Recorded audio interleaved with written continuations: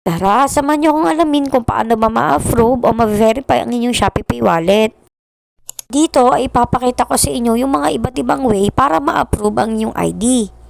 Number 1 ay dapat tama yung mga binibigay nyong information. Dapat i-make sure nyo na lahat ng detalye na nasa ID nyo ay parehas lamang sa pipilya pa nyong form. Dahil kung di sila parehas ay malaking posibilidad na ma-reject kayo.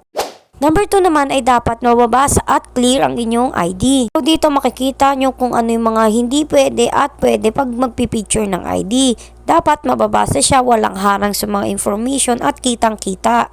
Number 3 naman ay ang validity ng inyong ID. Dapat yung isasubmit nyong ID ay hindi pa siya expire. Syempre, sino ba naman ang tatanggap ng ID na expired na? Pero dahil nga mabait si Shopee, ay nagbigay siya ng palugit. Halimbawa, August 4 may expire ng inyong ID.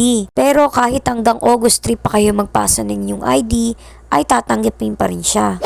Number 4 naman ay dapat klaro ang mga information. Halos same lang sila ni number 2 pero mas nagpo-focus to sa information. Dapat kita ang buong pangalan, birth date, picture at ID number. Make sure nyo na match ang ID number na ilalagay ninyo. Tapos ito ang list ng ID na tinatanggap ni Shopee. Pwede ring magbago to at pwede ring madagdagan. Post to read nyo na lang. Tapos ito naman yung para sa mga foreigner. Kung foreigner ka naman, kailangan mo isubmit ang harap at likod na Alien Certification of Registration.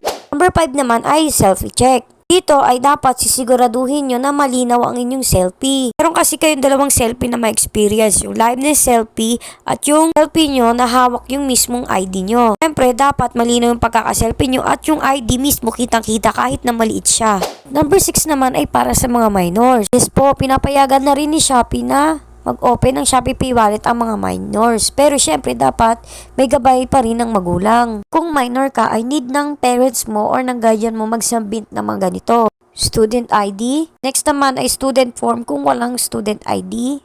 Number 3 is parental consent form. Dapat ay may pirma ito ng magulang or ng guardian. Photocopy of birth certificate. Lastly naman ay proof of legal guardianship kung meron man. So, ito na nga. Sana makatulong ang mga ways na sinabi ko dito para ma-approve ang inyong ID. Kaya, yun lang.